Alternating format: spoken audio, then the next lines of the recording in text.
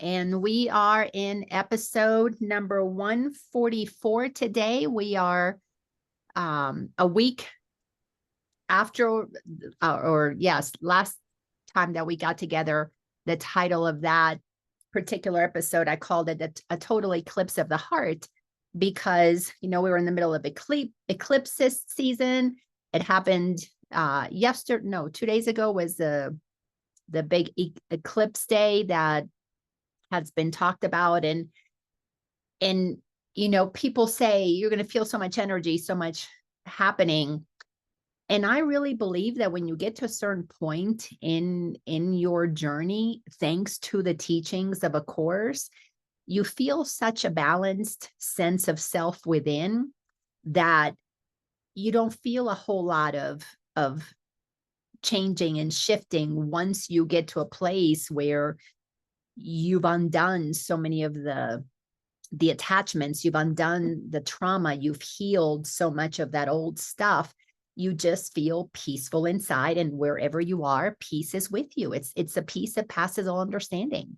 And I can see out in the world a lot of shifts and changes and drama and trauma and all kinds of things happening, but they're happening to those who are not grounded in the knowingness of the truth of who they are, that the Course wants us to really not only understand at a head level, but to embody at a heart level. And today we're going to look at, this is episode 144. And today we are still inside of A Course in Miracles, chapter 30 from the text titled A New Beginning, or The New Beginning. And it's towards the end of that section. There's only 31 chapters inside of the text. And it's towards the end of the text, because the Course is preparing us for a new beginning, a beginning that is co-created with those who live with peace in their heart.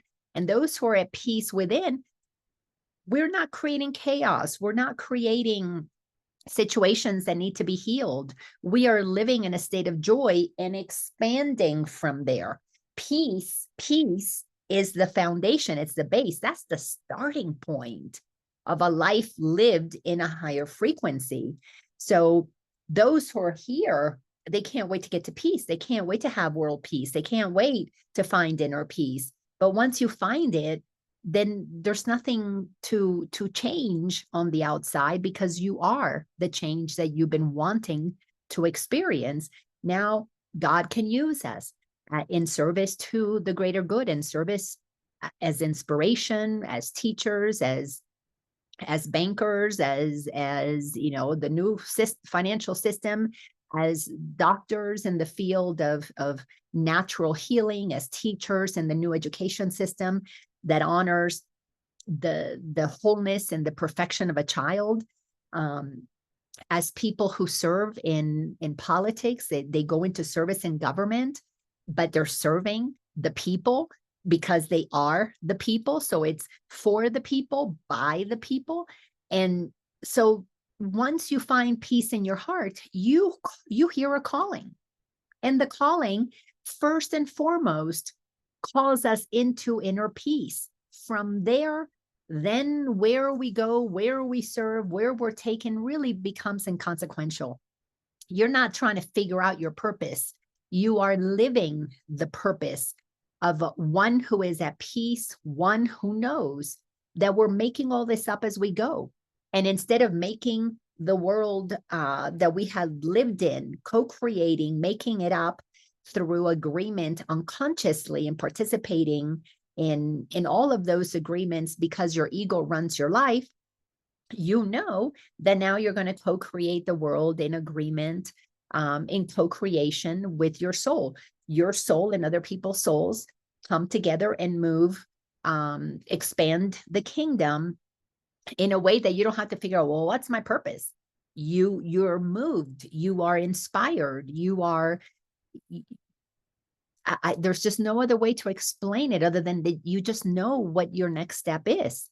Not because you're trying to accomplish anything, You're not. The real accomplishment is to get to peace. From there on, you are inspired into action. And inside of chapter 30 in the new beginning, we are in section 6, called the justification for forgiveness. And just as I explained the last time that we gathered in section 143, transmission 143, and I titled it the total eclipse of the heart, is our heart has been eclipsed by our ego. We have blocked our heart. We've been operating in fear and anger and jealousy and revenge and remorse and guilt and shame, all those low vibes. And we all got trained into lowering our energy, lowering our frequency, and operating from ego running the show.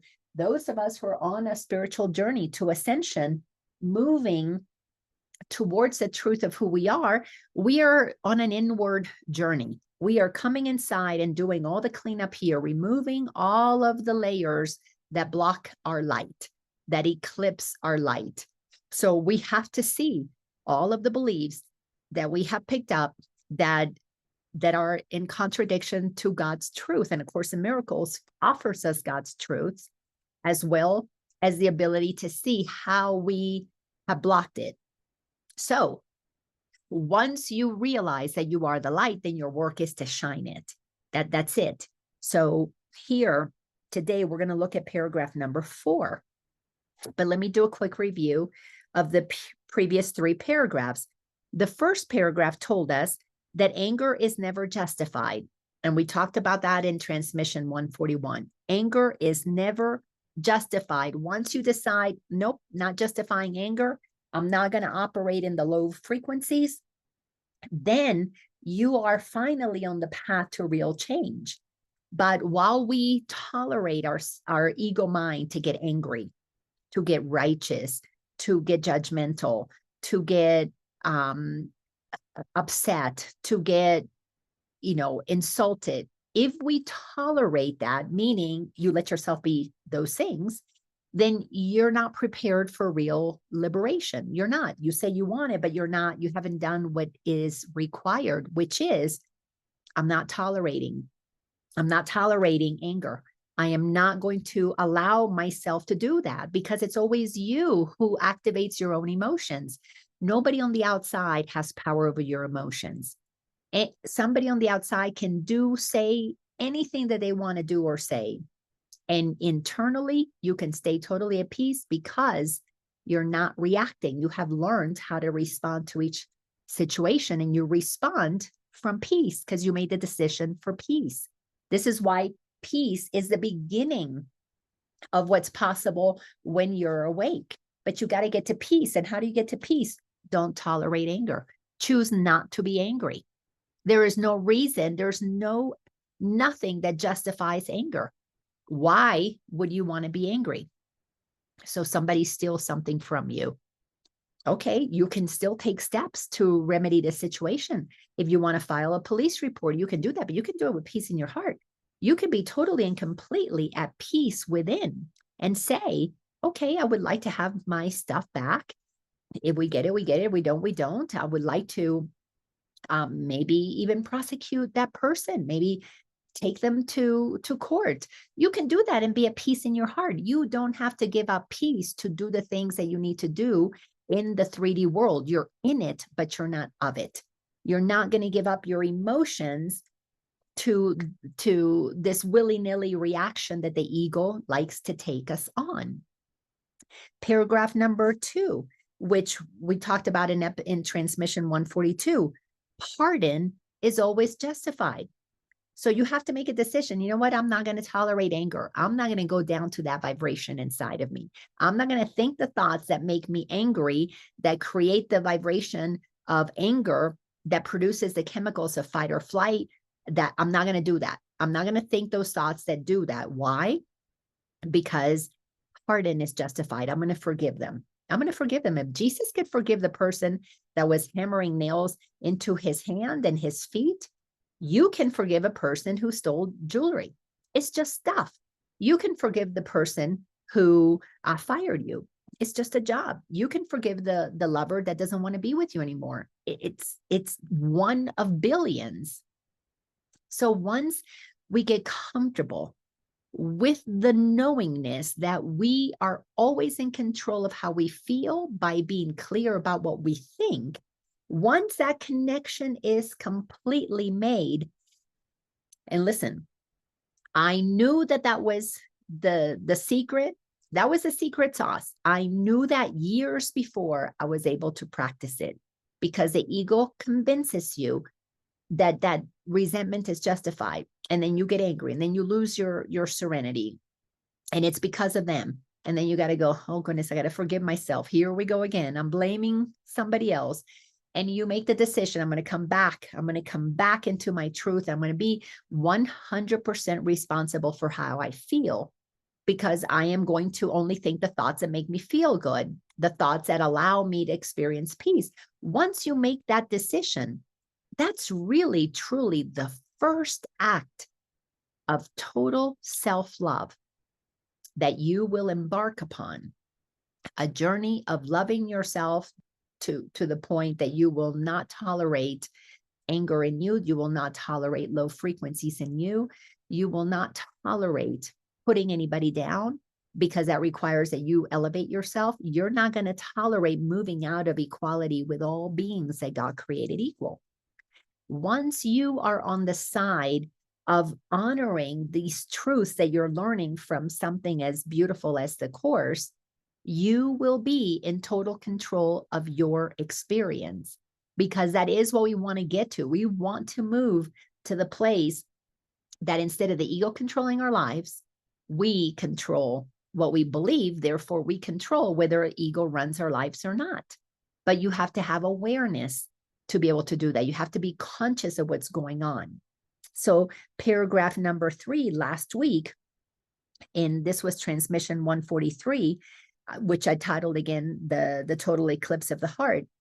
We learned that the real world, that happy dream that the Course in Miracles talks about, the real world is achieved when you perceive the basis of forgiveness is quite real and fully justified. Once you decide that you don't want to hold anybody responsible for anything anymore in terms of how you feel or what you experience, once you let go, blaming mom or needing a lover to make you feel happy and complete, or needing something to change on the outside for you to be at peace or feel valued, once you give up needing the outside to change for you, and you can forgive those who they don't know what they're doing, they said and did and whatever it is, as a gift for you to see, am I still down here reacting? Am I still in the immature part of the journey where I know that I create my own reality, but I'm still holding them responsible? Am I talking the talk, or am I walking the talk? Am I living it? Am I in every single moment, totally and completely in control of how I feel by choosing the thoughts that make me feel good, by choosing to think the thoughts that are in alignment with forgiveness, instead of, oh, so-and-so, I'm angry because they didn't call me. Instead, you know what? If they don't call me, they don't call me. Maybe they're distracted doing something that's a lot more fun than calling me. Maybe I'm not so special after all. Maybe it's true what the Course in Miracles says, that specialness is of the ego. Maybe they are doing whatever brings them more joy, and I'm not it. The ego doesn't like that. The ego likes to be special.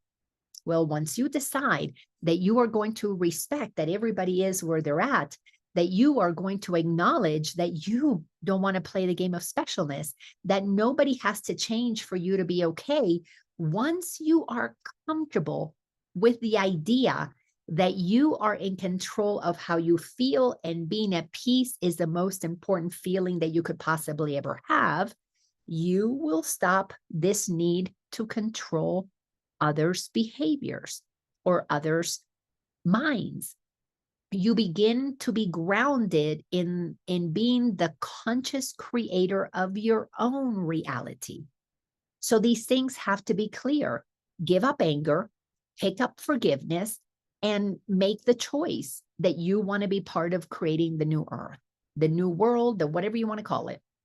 Again, the Course in Miracles calls it the happy dream, or sometimes it calls it the real world, a world where people are operating in truth, because finally they remember the truth of who we are. We're all divine beings having a human experience, every one of us. We can't get it wrong, because there's nothing to do that could be wrong. And we're not going to get it completed. We can't get it done because we're eternal and it keeps going. So the best that we can do when we wake up and realize we have control of our thoughts, we have control of our feelings, is to then be happy, get happy, stay happy. And from a state of peace and happiness and joy, you begin to receive inspiration for what is next. But if you're trying to control people's behaviors because you're afraid of for them, oh, don't go here because that's a dangerous place, or don't do that by yourself because you'll have nobody to protect you, or, girls shouldn't do this and men shouldn't do that, or men should do this and girls should do that. We have got to get really clear that all of these shoulds are all made up by humans in lower levels of consciousness. When we're operating from our inner guidance, then we begin to trust that everybody is going to be exactly where they need to be at any given moment. But to get to the point that we trust that all is unfolding as it should, there's that word should, because we trust it, everything is okay, is the moment that we give up being angry that people aren't doing it our way, being righteous that it's not being done our way. Then we have to forgive ourselves for believing that we knew better, that we are special somehow, that just because I'm the parent, or just because I'm the teacher, just because I'm the president, that I know better for anybody else, because we don't. The ego doesn't want to hear that. The ego thinks that we've achieved a certain status in the hierarchy of who knows more, and I somehow know better than my kids, and I somehow know better than my students, and I somehow know better than my employees or my constituents. We got to give up this thinking that we know better, because that's what gives the ego permission to control, thinking that we're right, to attempt to control others. And while we're controlling others, we're not at all in control of what's happening in here. All right, so paragraph number 4. So this is the false forgiveness. This is speaking to the previous paragraph about forgiving people. Well, I forgive you, but I won't forget. Or I forgive what you did all those years ago, but I'm still talking about it to my friends. I'm still telling people what you did to me. I know you divorced me 20 years ago. You left me for another person. I forgive you, and I want you to be happy with that other person, but I'm still talking about the pain that you caused. That is not the real forgiveness that the Course is inviting us to. Because when you forgive truly, that you forget it. It goes out of your mind. It's not necessary to keep rehashing it. So here, it is making a distinction in the first paragraph. So that kind of, I'm going to forgive the sinner. This is false forgiveness, which the world employs to keep the sense of sin alive. It perpetuates what they did wrong, and I'm a victim because of what they did to me. And recognizing God is just, it seems impossible that his pardons could be real until you recognize that God is not blaming anybody. God is not sitting on a cloud somewhere deciding who to pardon, who not to, who's good, who's not, that God is not attempting to make anybody suffer. God doesn't want to punish anybody. God doesn't believe in revenge. God is not a God of judgment. Until we get really clear that God is not interested in punishment, because God is only interested in happiness and joy, in the expansion of the kingdom. Until you get comfortable with the idea that God is a creative source that seeks only expression in that which is joyful, expansion. Humans have been trained into believing that God is a punishing God, which justifies our legal system where people get punished, and it justifies parents who punish their children, and it justifies, the boss who fires somebody because they didn't do the right thing. We've bought into this system of punishment, but God did not create it. That is pure ego.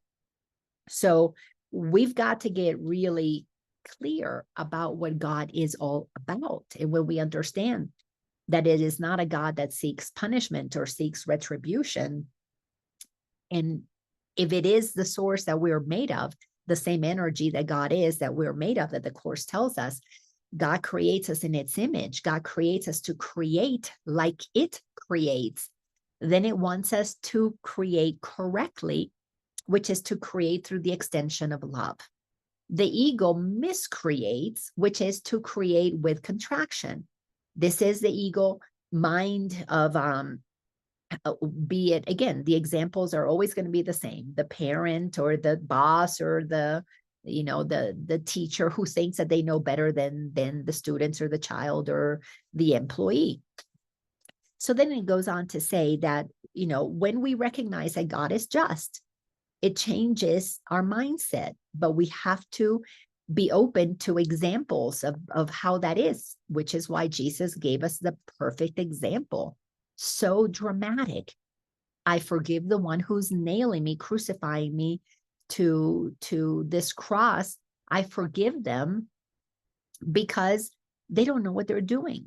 They're in their wrong mind. They're operating from ego. But God, my Father that I am one with, is a just God and forgives all, because it realizes that if they're doing something that is unloving, it's because they don't know that they're under the egoic spell. So it goes on to say in sentence 3, thus is the fear of God the sure result of seeing pardon as unmerited.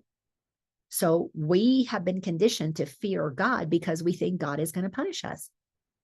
And we've got to stop punishing other people with our own thoughts so we can begin to feel the love of God activated within us that forgives them, just as Jesus was able to do. And I've been a teacher now for almost 20 years. Hard to believe, like 17 years. But I'm definitely way into my second decade of teaching. And one of the things that happens over and over and over and over again, besides people arguing for their limitations, people arguing for why they should be so miserable and why life is so hard, besides that, is that people justify this notion that God can't be a loving God. I mean, it's like a recurring thing that it's like a broken record. Got to say it over and over and over again, because it requires deconditioning the mind from this belief of a punishing God. And, the example of Jesus sometimes is just not enough. And if you ask somebody, let me ask you this question. If you are a parent, would you punish your child and send your child to hell because they committed a mistake 20, 30, 40, 50 years ago? No parent would say that they would do that. So why do we assign that attribute to the Father, Mother, God, creator of all that is? Well, only because we have examples of where our parents, they punished us. But would your parent send you to hell? Would your parent want you to burn forever? No, your parent wouldn't want, no loving parent would ever want to do that. But we continue to justify that God does that to us and is going to punish us because we have an immature mind that thinks like a scared child, instead of like a mature adult would think, no, I'm not going to do that to my kid. What loving parent would turn on the fire on their child for eternity? Nobody would do that. So we've got to start getting, use reason and logic to begin to think, well, who taught us these things? Jesus taught about a loving God. Now, was there a God of fear in the Bible before that? Jesus wasn't talking about that God in the Bible. Jesus was talking about the God that he knew personally, because he and that Father God were one. He felt it inside of himself, a loving God that pardons all. We need to learn how to pardon that way so that we can remember the love that is inside of us that is going to facilitate in the co-creation of this new earth that we desire. Because we have to be the change we want to see in the world. Sentence 4 says, no one who sees himself as guilty can avoid the fear of God. If you believe that you're a sinner, if you grow up with that thought that you made mistakes, you can't help but fear God. So 2 things have to happen. You have to learn that you're not a sinner. Do you make mistakes? Yes, but that doesn't make you this terrible person. So once you give yourself grace and you begin to forgive yourself, then you can begin to be open to the idea that God is a loving God. Those 2 things have to be addressed because they're 2 sides of the same coin. I am whole, perfect, and complete.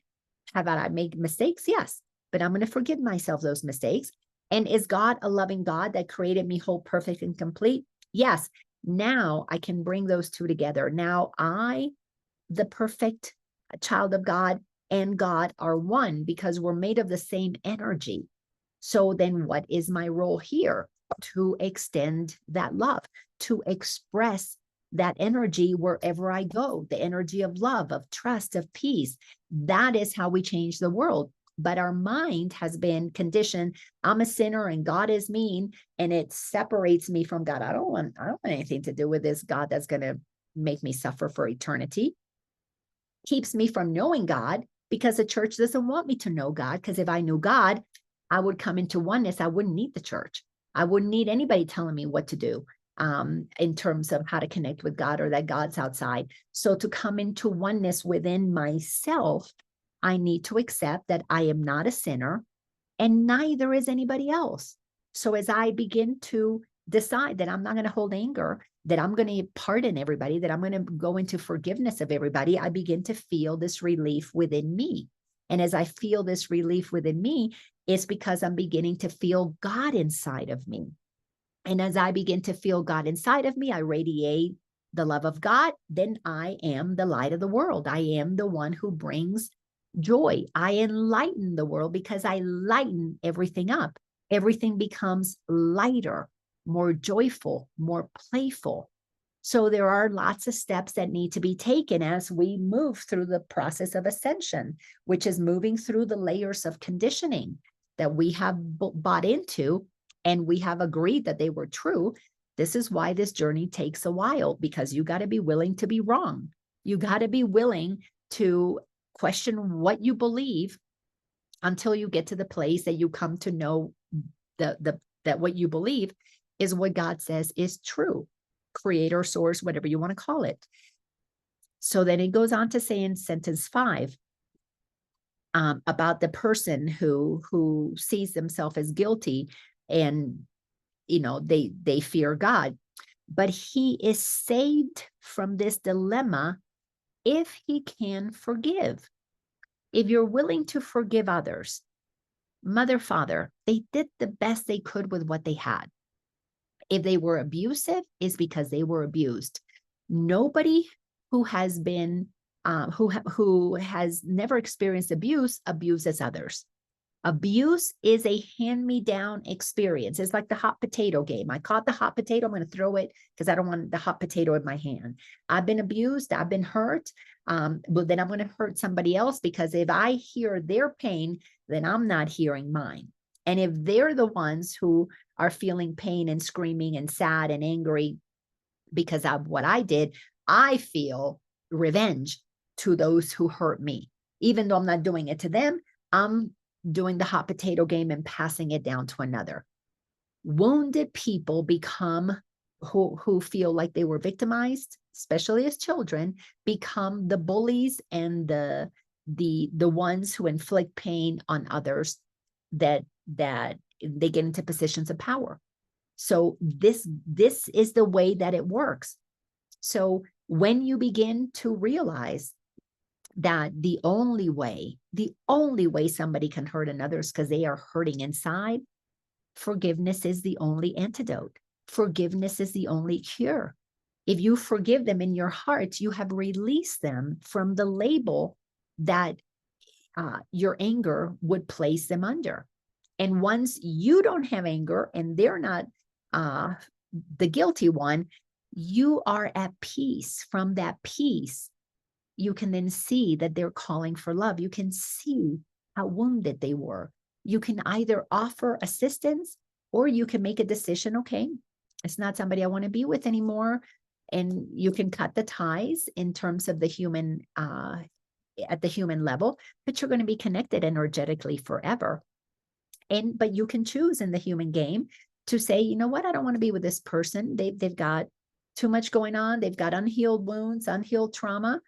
I know I've had to do that in a divorce. It's like, okay, they're not prepared to see the things that I may notice about them, but I'm prepared to see my stuff.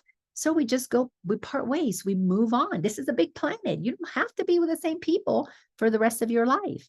So the ability to make the decision to save yourself, to spare yourself your suffering, is because you have decided to forgive all beings. You have decided to see them the way God sees them, which is you're a powerful creator of your own reality. If that's what you choose to do, go for it. But I'm not going to judge you. The next sentence, the mind must think of its creator as it looks upon itself. We have to train our mind to recognize the truth of God as a creator, so that we can then begin to accept the truth of us as a creator as well. You know, in the beginning of this journey, people don't realize that they create their own reality. It is a very mature mind that has come to the place of accepting how powerful we are. It's a mind that has seen, well, every time that I suffer, it's because I'm thinking things that are not loving. A mind that decides, you know what, I don't need to be right if it's going to create pain and separation. A mind that has matured enough to say, I recognize that I don't need to be right about everything. I don't need to know everything, but I know how to connect with the one who does know.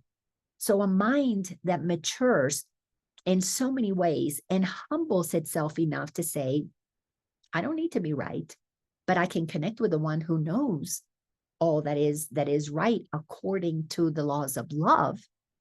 When our mind is prepared to accept that that is the truth of who we are, we can't help but be in a new beginning. We can't help but draw a line in the sand and say, I'm not living with my ego anymore, running the show. I am dedicating my life to having God run the show. And by God running the show, I mean, it's not that you say, okay, God, you over there, something outside of me runs the show, but it's God in me. It's that part of me that is inspired, that part of me that is loving, that part of me that wants to express only the goodness that is possible, because you tap into your magnificence that then allows you to see that all are magnificent as well. And those who have done the work and they live from that frequency of co-creation, of wanting to participate in making things better, we find each other, we connect with each other, we vibe with each other, and we co-create from there. But there is no need to control anything outside of yourself, no need to control any other people, because you are in control of what's going on in you. And once you take control consciously and you don't let the ego run your life, you are now in a state of being able, being open to the inspiration that God in you as God want to bring forth into the world. So it takes a while to stop looking outside and to come within. And it takes a while to stop thinking God is out there punishing you, but God is actually a source of love within you that wants to co-create through you, with you, that you partner. And you know that you're in partnership with God when you're doing what you love, when you're happy, when you're joyful, when you're peaceful. That's you and the creative source operating as one. So then he goes on to say, of course, let me read that again. So the mind must think of its creator as it looks upon itself. I see God as I am. If you can see your brother merits pardon, you have learned forgiveness is your right as much as his. If you can begin to see that your child deserves forgiveness, that, they didn't do what you wanted, but you know what? You forgive them for not following your rules because you recognize that they're following their own inner calling. If you can forgive your boss or whoever, your partner who doesn't want to be with you anymore, or who was mean to you, if you can forgive them and you recognize that they deserve to be forgiven, because you deserve to be forgiven as well. The minute that we forgive another, we cut the cord of that keeps us attached and in bondage to one another. Do you know, we think that only the prisoners are in prison, but do you realize how many guards it takes to keep a prisoner in prison? Well, that's what has happened to us. When we imprison a brother or a sister by deciding that they're bad, for that story to stay active in our mind, we've got to be in prison with them. Now, we may be like the guard outside of the door that has been locked, but how far is the guard going if you're guarding the gate? If you're there, the one watching to make sure they don't get out, you're both in prison. So if in your mind you're regurgitating how bad they are and how they did you wrong, you're right there in prison with them. So you've got to forgive yourself for keeping them in your mental prison by holding the story active. They did this to me. They were wrong. How could they? You're right there with them. So you've got to free yourself. You've got to decide, you know what? Anger is not justified. I'm not going to keep being angry at the person who did something to me 60 years ago. I free them. You unlock the door because you don't want to be in prison anymore. And once you decide it's not worth keeping that low vibration that you operate from when you operate in righteousness of your victimization, what you're doing is you're allowing others to be freed from your judgments. So in essence, you're participating in their salvation. You free them. If they want to feel guilt, well, then that's okay. They can do that. But if you're no longer holding them as the perpetrator, then you're no longer the victim, because you free both of you. You pardon both of you, as the Course teaches us to pardon. And when we do that, oh my gosh, all the space that opens up for joy, for peace, for love, for something new to be experienced. That's why we have to take these steps to experience a new beginning. We can't have a new earth with a bunch of people who are righteous about justifying who did them wrong. You can't have a new earth with a bunch of victims. And you're definitely not going to have a new earth with a bunch of bullies. But if you want to get out of the victim bully game, you have to start by forgiving yourself for not knowing you had the superpower of forgiving. You didn't know that when you were little because your mom taught you to be angry at grandma. God, I grew up with my mom telling me so many stories about how bad my grandmother was. And I adored my grandmother. And I grew up as my grandmother's favorite child. So I got only the best of my grandmother. And at the same time, I'm hearing my mom tell me what a horrible mother she was. Talk about being so confused. My experience of my abuelita was wonderful, but my mom's was terrible. And I loved my mom. And my mom's telling me these terrible things about my grandmother, but they don't compute because I don't see evidence of that. And they still left an impression on me that I had to work through and forgive my grandmother, forgive my mother, forgive myself for not knowing how to sort all that stuff out in my immature little mind. So we've got to get to the place that we have to learn that forgiveness is the only way out of this insanity. So forgiveness is a superpower we have to learn how to use, because it's our right as much as it is the right of our brothers and sisters that we need to learn to forgive. Nor will you think that God intends for you a fearful judgment that your brother does not merit. So when the mind is confused and it thinks, well, they deserve a punishment, then we think God's going to punish us too. So we're afraid that we're going to get in trouble with God But then at the same time, that happens because we're justifying, well, God's going to get you. You know, what you did was terrible. God's going to punish you. We got to stop these immature beliefs about God. It's not out there, it's in here. And how are you going to feel the love of God? You got to give it. You got to give it to receive it. Because as we infuse the world with that love, that forgiveness, that pardon, that peace, it's coming from inside of us. And once you begin to feel it, you're not going to want to stop it. And we got to get people to the place that they don't want to stop feeling happy. But to get to feeling happy, you first have to get to feeling peaceful. To be peaceful, you've got to stop the judgments, the grievances, the resentments. So these steps have to be taken. That's why the emotions are felt in a very specific order.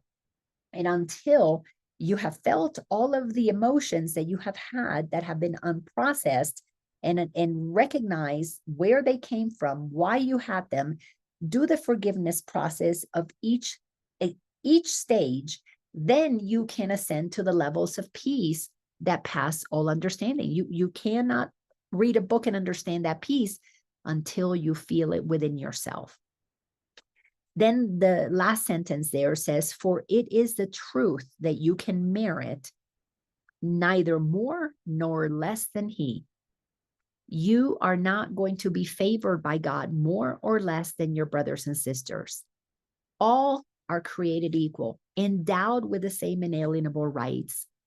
All of us are equally as capable of experiencing the peace of God, the love of God, the creativity of God, the knowledge of God, the wisdom of God, but not from a God outside of us that we've been taught is a certain way, but by the God within us that we feel as we put into practice these teachings that are nothing but guidelines of how to free ourselves from the condemnation of our own ego. Our ego keeps us in prison because our ego keeps us intolerant, keeps us ignorant, it keeps us righteous. That is the need of the ego, to be right. Do you want to be right about being intolerant? Do you want to be right and suffer?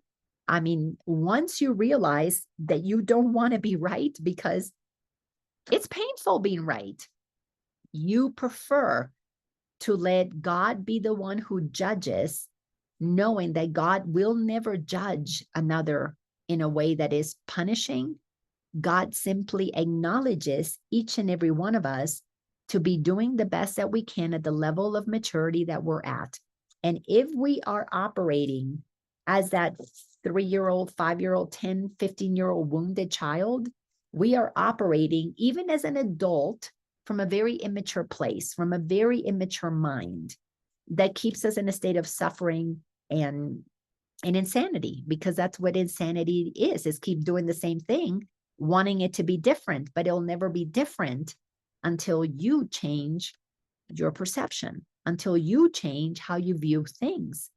And you can't change how you view the outer world until you begin to change how you see yourself, because how you see the outer world is a reflection of how you see yourself. If you're a victim, everybody's going to look like a bully. You know, it's like to the hammer, everything looks like a nail. So you want to stop and take responsibility for how you want to feel. And of course, this is a process that takes time. But through the energetic shifts that we've been going through, all of the abilities to do those corrections have accelerated, meaning we are going to see more and more people come to the place of realizing that there's got to be another way, and they're going to move through these processes a lot faster than some of us who've been on this journey for a long time, where maybe it took us 20 years to get to a certain place of peace. For many now, it'll take them 3 years, 5 years, maybe 10 years, but it's accelerating because there are so many of us who are operating in high frequency. And when you got so many who've done the work and move themselves to that higher frequency, it's easier for those who are waking up to see, how did you get there? How did you get there? Because now It's not just Jesus the only example, or Buddha the only example, or Muhammad. Now they see so many people right around them living in a state of peace. So it gives them more opportunities to have examples of how to transcend their own egoic limitations. And it becomes more normal for people to be at peace. It becomes more normal, people who are not reacting, people who choose love instead of fear. It just becomes more normal. And the more it becomes normal, then the easier it is for people to choose to want to have that. But 100 years ago, heck, 10 years ago, it was more normal for people to be righteous and judgmental. I know I was in that camp. But now there's a shift that it's becoming more normal, people not buying into things that cause us to get all upset and react so quickly. It's becoming more normal listening to balanced news, reporters who actually report information and let you decide what your opinion is, where it used to be normal that the news people gave you their opinion and then you just basically bought into that, agreed to that. And then we always had two sides to the story. So there were two types of news. Now it's just normal to have lots of people give you information and you make up your own decision, because more of us who are operating with peace in our heart can feel more easily the ability to experience discernment. We don't need somebody telling us what to believe. We just need the information, and then we feel the resonance. Is that in alignment with the truth that I now know to be my truth? Then we are making decisions about what to participate in based on what feels right. And when you know that peace is what you want to feel, you're not going to give up your serenity to be righteous. You're just going to take information and you're going to say, oh, okay, interesting. And you will make your decisions based on what feels right for you. To get to that new world, we've got to get to a new beginning. A new beginning starts with how you perceive yourself, how you process what it is that you are experiencing. A new beginning is you seeing yourself as God created you. We have to get to the place that we make peace with God is not the God that we were taught about. It is the God of our own understanding, our own experience. And that means that we are growing up. We're leaving behind what mother, father, teacher, preacher taught us and coming to make our own opinions, our own beliefs. You know, as parents, at some point, we've got to stop seeing our children as our children and thinking that we know better than they do, because we don't. They are our brothers and sisters in Christ. Everybody is our brother and sister in Christ. And part of the parenting journey is to stop doing to your children what your parents did to you. You didn't like it when your parents told you what to do. You thought maybe it was the right thing to do, kept you safe. But when you grow up, you realize you lived your life for your parents, or in agreement with your parents, or in defiance of your parents, has something to do with your parents, good or bad, either way, it doesn't matter. It's all ego. When you begin to see others as your brothers and sisters, and you treat everybody as a capable being of making their own decisions that they all are, we are going to empower humanity to take responsibility for their own happiness. Because while we think that we know better for others, they think that we are the ones that they need to please, that we are the ones that they need permission from. It keeps us in codependent relationships. But when we begin to see others, our brothers and sisters, as just as capable, just as able to connect with God, well, when we experience that before they do, then we become an example for it. We then hold that frequency that they can see is our ability, our superpower to choose peace above anything else. And when we learn how to find our peace inside, they will learn how to find theirs within as well. If anybody has any comments, unmute yourself. Otherwise, this is it. This is the completion of paragraph number 4 inside of the justification for forgiveness. we are being given so many examples, so many reasons why we want to use that superpower of forgiving, because as we forgive others, we forgive ourselves because we stop being in jail with them, even though we're on the outside of the jailhouse. So thank you all so much for being here. See you next week. This is episode 144. And they'll all be found on Facebook, or not Facebook, in my YouTube channel, but I do post them on Facebook. So if you like this, share it with those on your social media and help me spread the word. Thank you all so much. Thank you, Laina. You're welcome, sweetie. Thanks for being here. You all take care. Bye. Bye-bye.